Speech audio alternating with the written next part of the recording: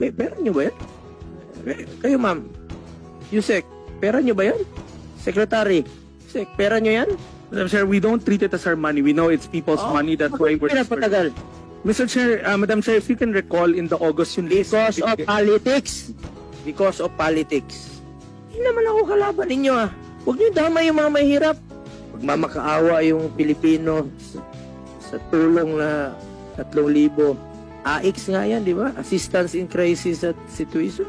Ibalik sa tao yan. Hindi atin yan. Para sa mga mahirap yan. Balik nyo sa kanila. Chair, that... Ang nangyayari ngayon, sasabihin nyo, walang pera. Walang cash. Sa lahat na nakikinig na DSW Regional Director. Yun naman ang uniform answer niyo, di ba? Walang cash. Hindi pa na-release. Pero pag paborito ninyo, ang politiko, uy,